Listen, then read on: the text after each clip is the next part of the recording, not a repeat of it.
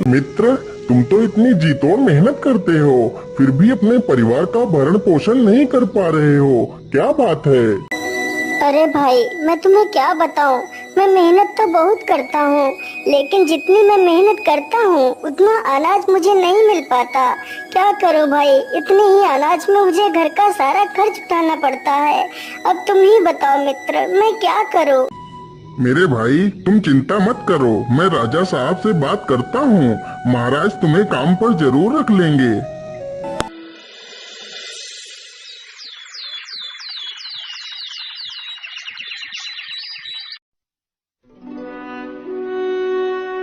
अगले ही दिन पन्ना लाल राजा से बात करता है।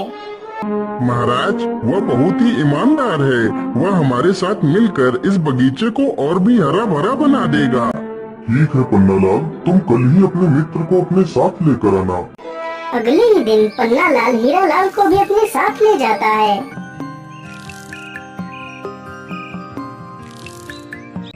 हीरालाल, तुम्हें अपने मित्र के साथ मिलकर इस बगीचे की देखभाल करनी है। यदि तुम यहाँ पर ईमानदारी से काम करोगे तो जल्दी ही तुम्हारी पगार बढ़ा दी जाएगी।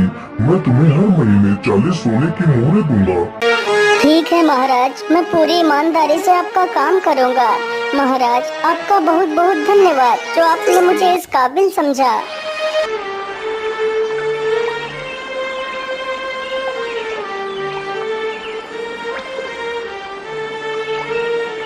अगले ही दिन से हीरा लाल अपने मित्र पन्ना लाल के साथ काम करने लगता है। इसी प्रकार कई दिन गुजर जाते हैं।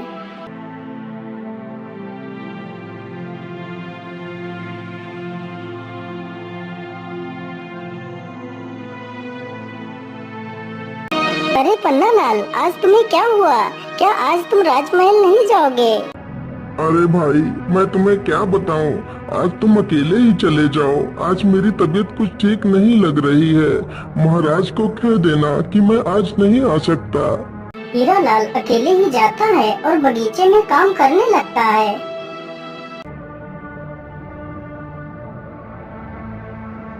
अरे हीरालाल, आज तुम अकेले ही बगीचे में काम कर रहे हो। आज पन्नालाल नहीं आया, क्या बात है? महाराज, आज पन्ना लाल की तबीयत ठीक नहीं है, इसलिए वह काम पर नहीं आया है। अच्छा, कोई बात नहीं, तुम आराम से काम करो। हीरालाल, आज तुम इस स्थान पर एक वृक्ष लगा देना। ठीक है महाराज, मैं अभी थोड़ी देर में ही वृक्ष लगा दूंगा। हीरा लाल की ये बात सुनकर राजा वहाँ से चला जाता है। मैंने फूलों को तो पानी दे दिया है, चलो अब इस स्थान पर एक गड्ढा खोद कर एक वृक्ष लगा देता हूँ।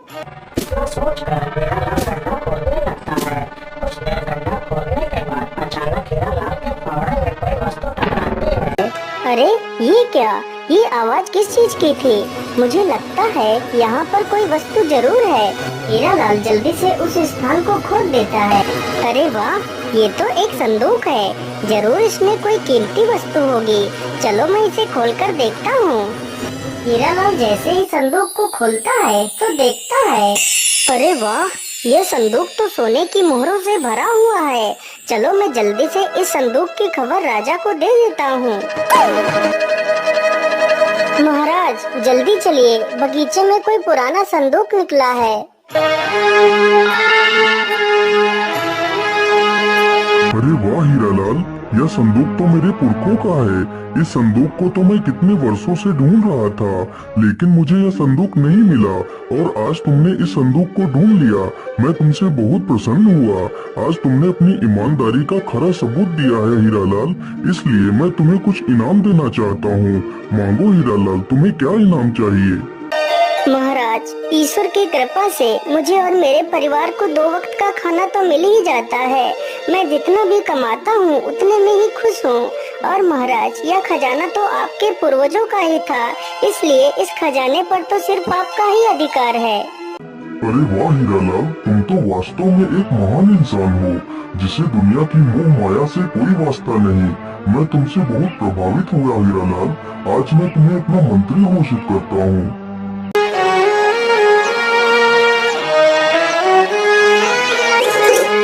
अगले ही दिन से हीरा लाल मंत्री बन जाता है।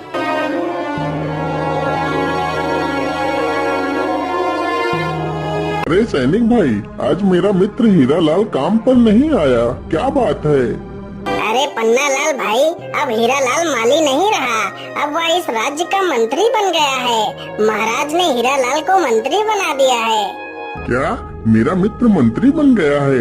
अरे वाह, इससे ज्यादा खुशी की बात मेरे लिए और क्या हो सकती है। सैनिक भाई, मैं अभी अपने मित्र से मिलकर आता हूँ। अरे नहीं पन्नालाल, तुम अंदर नहीं जा सकते। चुपचाप जाकर अपना काम करो, तुम्हें अंदर जाने की कोई आवश्यकता नहीं है। लेकिन सैनिक भाई, वो तो मेरा मित्र है, तो मैं आखिर अपने मित्र से क्यों नहीं मिल सकता? पन्नालाल के बार बार बोलने पर भी सैनिक पन्नालाल को अंदर नहीं जाने देते। यह देखकर पन्नालाल बड़ा दुखी हो जाता है और वहाँ से वापस बगीचे में चला जाता है। लेकिन उसका मन हीरालाल के बिना नहीं लग रहा था। सैनिकों, जाओ और मंत्री जी को उनके घर छोड़ कर आओ। राजा का आदेश होते ही सैनिक हीरालाल को रथ पर बिठा लेते हैं। तभी उसका मित्र पन्नालाल आ जाता है। अरे भाई, तुम तो मंत्री बन गए हो।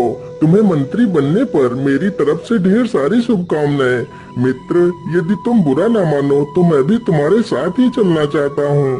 नहीं पन्नालाल, आप मंत्री जी के साथ नहीं जा सकते। यह रथ सिर्फ महाराज और मंत्री के लिए है। इस रथ पर तुम नहीं बैठ सकते। ये बात सुनकर पन्नालाल और भी ज्यादा दुखी हो जाता है। पन्नालाल को दुखी देखकर हीरालाल भी दुखी हो जाता है। सैनिक तुरंत ही हीरालाल को वहाँ से लेकर चले जाते हैं।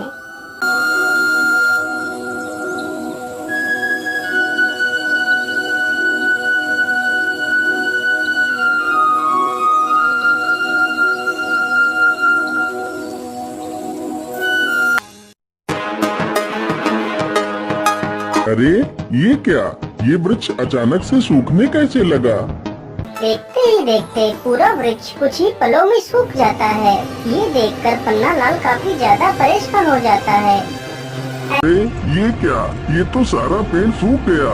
महाराज को तो यह बगीचा अत्यंत प्रिय है। यदि बगीचे में कुछ हो गया तो महाराज मुझे नौकरी से भी निकाल देंगे। मुझे जल्दी से चलकर महाराज को सारी बात बता देनी चाहिए।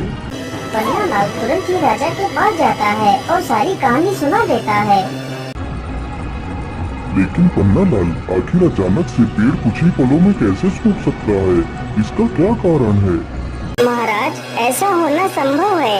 यदि बगीचे के ऊपर से कोई पर वाला सर्प निकल जाए तो उस स्थान की सारी हरियाली धीरे धीरे नष्ट हो जाती है। लेकिन मंत्री जी, क्या इस रोग को रोकने का कोई उपाय नहीं है?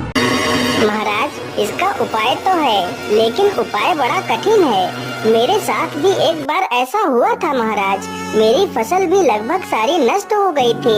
तब मैंने एक साधु से इसका उपाय पूछा था। महाराज, काली कंजा वन में एक जादुई बोलने वाला पेड़ है। यदि उसकी पत्तियां मिल जाएं, तो उन पत्तियों का रस पानी में मिलाकर पौधों पर डालने से हमारा बगीचा पहले की तरह हरा भरा हो जाएगा। तो फिर ठीक है पन्नालाल, तुम जाओ और उस पेड़ की पत्तियां लेकर आओ। क्षमा कीजिए महाराज, लेकिन उस पेड़ से पत्तियां लाना सबके बस की बात नहीं है। वह वृक्ष पहले पहेलियां पूछता है, फिर अपनी पत्तियां देता है। तो इसमें और भी अच्छी बात है। आखिर मैं भी देखूं पन्नालाल कितना बुद्धिमान है। महाराज, यदि आपकी आज्ञा हो तो मैं भी पन्नालाल के साथ जाना चाहता हूँ। नहीं मंत्री जी, यह छोटे मोटे कार्य तो हमारे नौकर भी कर सकते हैं। तुम्हें वहाँ जाने की कोई आवश्यकता नहीं। राजा इतना कहकर पन्नालाल को अकेले ही पत्तियां लेने के लिए भेज देता है। लेकिन हीरालाल अपने मित्र के लिए बहुत ही चिंतित था। पन्नालाल उस पेड़ को ढूंढते ढूंढते उसी काली कंजा वन में पहुंच जाता है।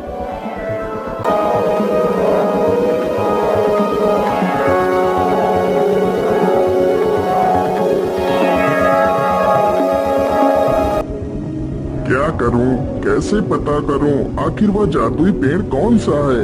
मैं ऐसा करता हूं, इसी स्थान पर जोर जोर से आवाज लगाता हूं। यदि यहाँ पर कोई जादुई पेड़ होगा तो वह जरूर बोलेगा, हे जादुई पेड़, तुम कहाँ हो? मुझे आपकी पत्तियों की आवश्यकता है। कृपा कर मेरी मदद कीजिए। हाँ हाँ इंसान, क्यों नहीं, मैं तुम्हें अपनी पत्तियाँ दे सकता हूँ। यदि तुम मेरी 3 पहेलियों के सही जवाब दोगे तो मैं तुम्हें अपनी पत्तियाँ दे सकता हूँ। लेकिन याद रहे, यदि तुमने मेरी पहेलियों के गलत जवाब दिए तो मैं तुम्हें हमेशा के लिए बंदी बना लूँगा। ठीक है वृक्ष देवता, आप अपनी पहेली पूछ सकते हैं। तो फिर बताओ मेरी पहली पहेली, ऐसा क्या है जिसे हम देख तो सकते हैं लेकिन छू नहीं सकते? पन्ना लाल पहेली सुनकर डर जाता है क्योंकि उसे उस पहेली का जवाब नहीं पता था। मुझे लगता है तुम्हें मेरी पहेली का जवाब नहीं पता है। चलो मेरी दूसरी पहेली सुनो। मैं अलबेला कारीगर, काटू काली घास, राजा रंक सिपाही, सिर झुकाते मेरे पास। तथा मेरी तीसरी पहेली, खुशबू है पर फूल नहीं, जलती है पर जलन नहीं। लेकिन वृक्ष देवता, मुझे तो इन तीनों पहेलियों का जवाब नहीं पता है। अरे इंसान, तुमने तो मेरी एक भी पहेली का जवाब नहीं दिया, इसलिए मैं तुम्हें पत्तियां नहीं दे सकता और वादे के अनुसार तुम्हें बंदी बनाना पड़ेगा। इतना कहकर वृक्ष पन्ना लाल को बंदी बना लेता है। उधर पन्ना लाल का मित्र हीरा लाल पन्ना लाल से मिलने के लिए तरकीबें सोच रहा था। महाराज, आज मेरा स्वास्थ्य कुछ ठीक नहीं लग रहा, इसलिए आज मैं आराम करना चाहता हूँ। महाराज, ठीक है मंत्री जी, आप जाकर आराम कर लीजिए। मंत्री चुपचाप महल के पीछे के दरवाजे से निकल जाता है।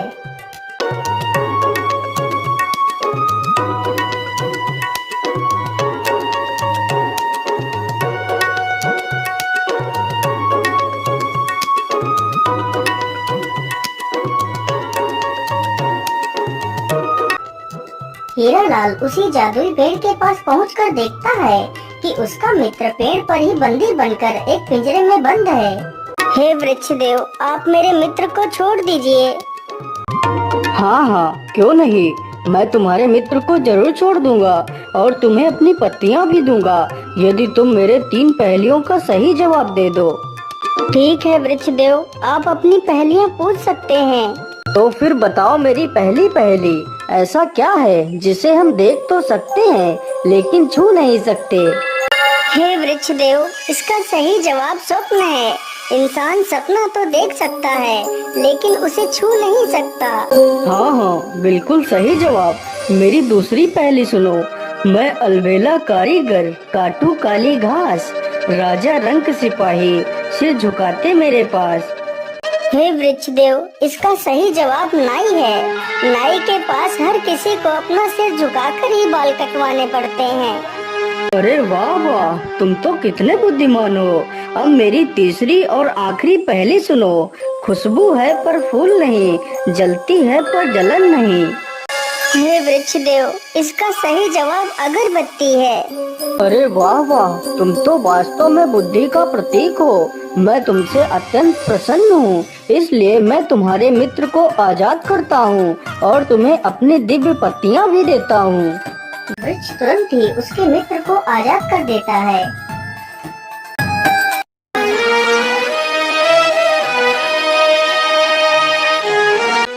हीरा लाल अपने मित्र पन्ना लाल को अपने गले से लगा लेता है।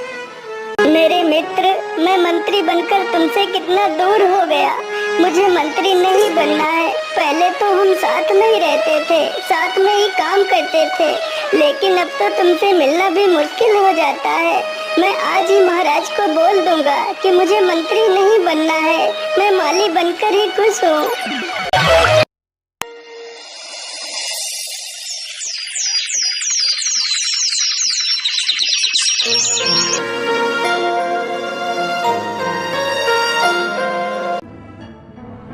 लेकिन मंत्री जी, आप मंत्री क्यों नहीं बनना चाहते? इस पद के लिए तो लोग पागल हो जाते हैं, लेकिन तुम ऐसा क्यों करना चाहते हो? महाराज, मैं मंत्री बनकर अपने मित्र को खोना नहीं चाहता। यदि मैं आज उस वृक्ष के पास नहीं जाता तो मेरा मित्र वापस लौटकर कभी नहीं आ पाता। मैं मंत्री बनकर अपने मित्र से पूरी तरह अलग हो चुका हूँ। अब मैं अपने मित्र को नहीं खोना चाहता, इसलिए मैं मंत्री नहीं बनना चाहता। महाराज, मुझे एक माली बनकर ही रहना है। हीरा लाल की ये सारी बातें सुनकर राजा भी भावुक हो जाता है। वाह हीरालाल वाह, तुम तो नाम के ही नहीं बल्कि सच में एक हीरे हो। मैं तुम्हारी मित्रता को प्रणाम करता हूँ। आज से तुम हमेशा अपने मित्र के साथ ही रहोगे। इस प्रकार हीरालाल और पन्नालाल फिर से दोनों साथ में ही काम करने लगते हैं।